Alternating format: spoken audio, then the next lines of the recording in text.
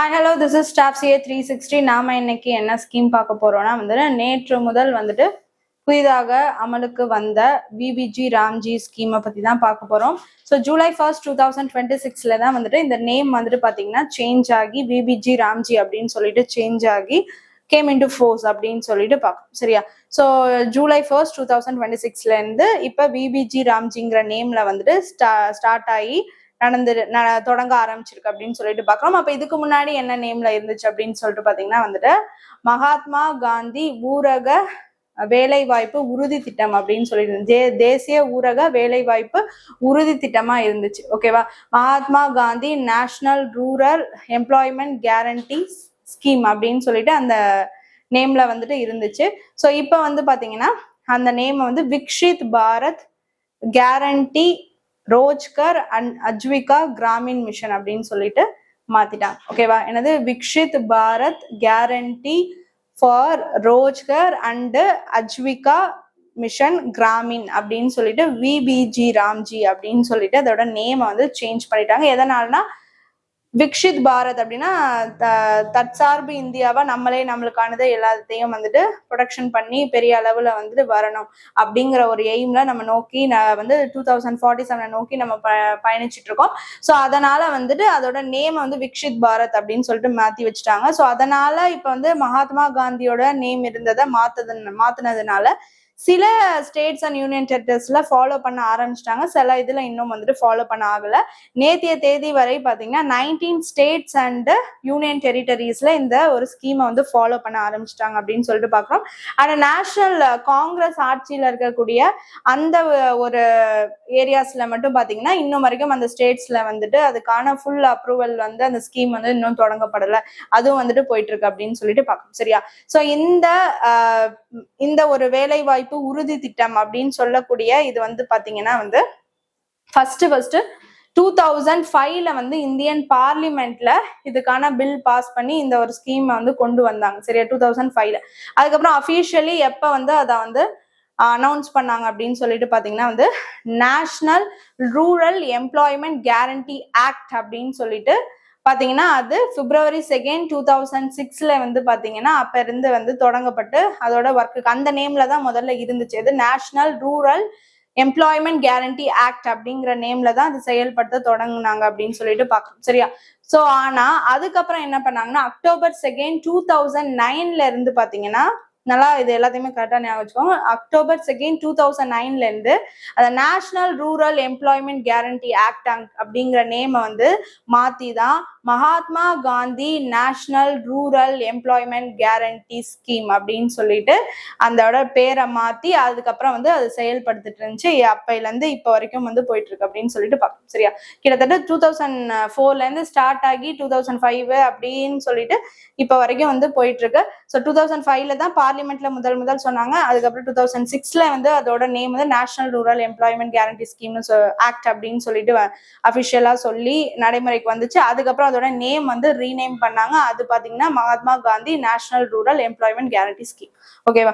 So அதான் நம்ம இங்கே பார்க்கணும். ஓகே, சோ இதெல்லாம் வித் டேட்டோட பார்த்தாச்சு. இதுக்கு அடுத்து இப்ப இந்த ஸ்கீம் பத்தி என்ன சொல்லலாம் அப்படின்னு பாத்தீங்கன்னா இந்த ஸ்கீம் முன்னாடி பாத்தீங்கன்னா டோட்டலா இதுக்கோட ஃபண்டிங் ஓவராலா இது எங்க பார்த்தாலும் எல்லா ஸ்டேட்ஸ்லயுமே நடந்தாலும் இது என்ன அப்படின்னு பாத்தீங்கன்னா ரூரல் ஏரியாவோட அசட்ஸை கரெக்டா மெயின்டைன் பண்ண. அசட்ஸ்னா என்ன? இப்ப அங்க இருக்கக்கூடிய குளங்களை தூர்வாடுறதா இருந்தாலும் சரி, இப்ப வெதர் கண்டிஷன் மாறுது அதுக்கேற்ற மாதிரி வேற ஏதாச்சும் செயல்பாடுகள் செய்யுது, குளம் குட்டைகள்லாம் சரி பண்றது, அப்புறம் ஏதாச்சும் இந்த தேவையில்லாத ஒரு இடத்துல செடி கொடிகள் அந்த மாதிரி அந்த நம்மளோட ரூரல் அசட்ஸ் எல்லாத்தையுமே கரெக்ட் பண்ணி வச்சுக்கிறது. அப்புறம் வாட்டர் கரெக்டா கன்சர்வேஷன் மெயின்டெனன்ஸ் பண்றது, அதுக்கப்புறம் தேவையில்லாத முள் செடிகள் அது இதுன்னு சொல்லிட்டு இருக்கிறது, கருவேலங்கள் மரங்கள் இந்த மாதிரிலாம் இருக்கிறது, இது எல்லாத்தையுமே கிளியர் பண்ணி வைக்கிறது ஒரு வேலை மூலியமா ஒரு அன்எம்ப்ளாய்மெண்டா இல்லாம ஒரு எம்ப்ளாய்மெண்ட் ஸ்கீமா கொடுத்து ஒரு வேலையா செயல்பட்டு படுத்துறதுதான் இதுன்னு சொல்லிட்டு பாக்குறோம்.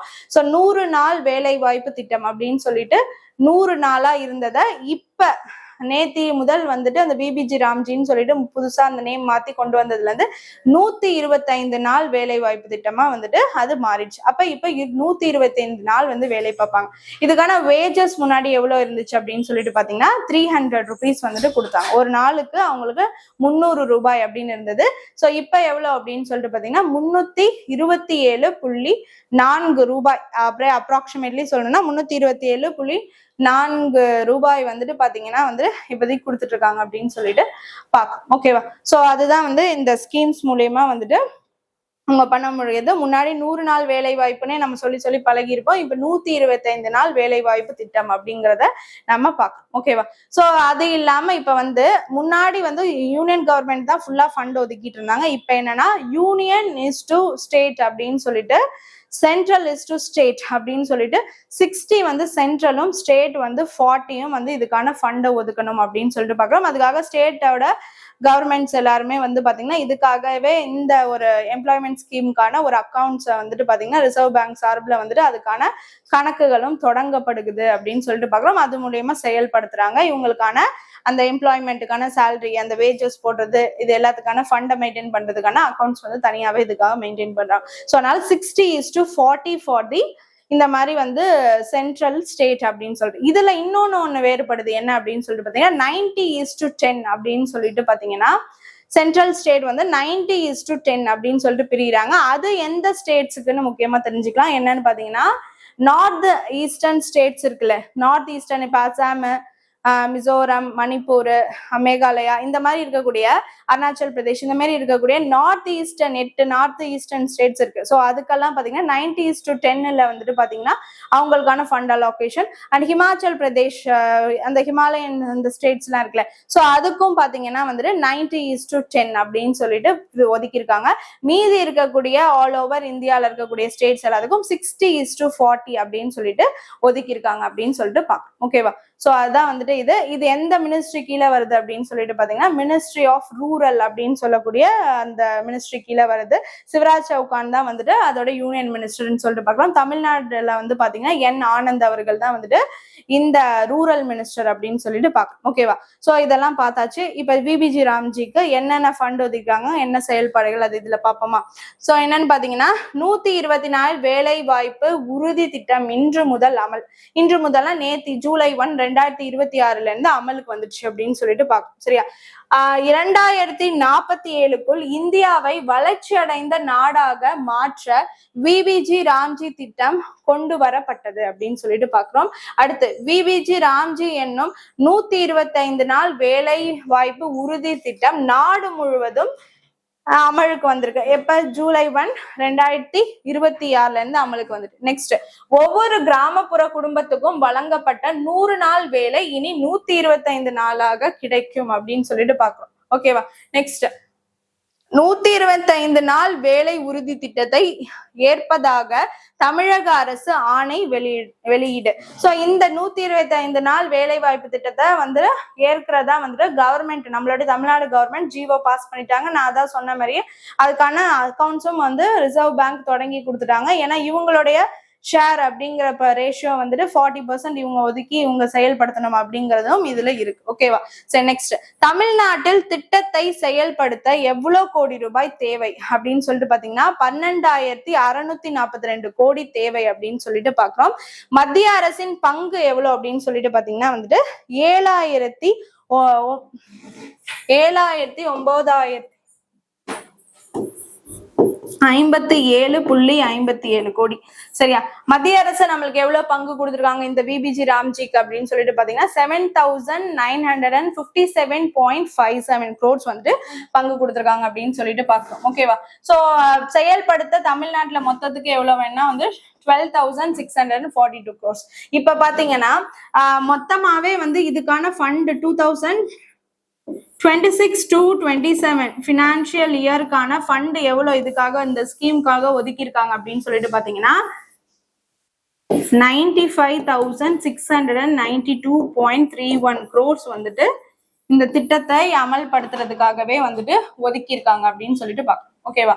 ஸோ எவ்வளோ இந்த ஃபினான்ஷியல் இயர் 2026 to 27க்கு வந்து பாத்தீங்கன்னா இந்த திட்டத்தை அமல்படுத்துறதுக்கு 95,692.31 crores வந்து டோட்டலி ஒதுக்கியிருக்காங்க அப்படின்னு சொல்லிட்டு பாக்குறோம். ஸோ இதுல வந்து பாத்தீங்கன்னா அப்ப 60:1 ரேஷியோல வந்து பாத்தீங்கன்னா 7,957.57 crores சென்ட்ரலும், ஸ்டேட் எவ்வளோ அப்படின்னு சொல்லிட்டு பாத்தீங்கன்னா வந்து 5,305.404 crores.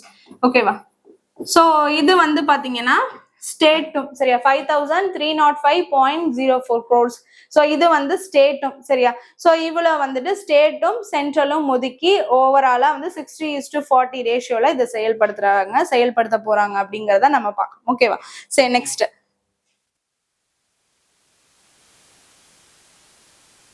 மேம்படுத்தப்பட்ட திட்டத்தில் பயனாளிகளுக்கு நாள் ஒன்றுக்கு தினக்கூலியாக 327.4 ரூபாய் வழங்கப்படும். சரியா? 327.4 ரூபாய் வழங்கப்படும். நாள் ஒன்றுக்கு அவங்களுக்கு வேஜஸ் எவ்வளவு கொடுக்குறாங்க அப்படின்னு சொல்லிட்டு பாத்தீங்கன்னா முன்னாடி 300 ஒரு நாளுக்கு, இப்ப பாத்தீங்கன்னா 327.4 ரூபாய் வழங்கப்படும் அப்படின்னு சொல்லியிருக்காங்க. ஓகேவா? சோ அதனால வந்து இதான் வந்துட்டு VBG Ramji Viksit Bharat guarantee Rozgar and Ajeevika mission Gramin அப்படின்னு சொல்லக்கூடியது அந்த ஸ்கீம் 2047 இலக்கா வச்சு செயல்படுது அப்படின்னு சொல்லிட்டு பாக்குறோம். சரியா?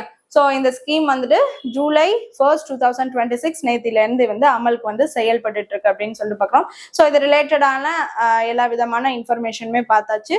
So thank you.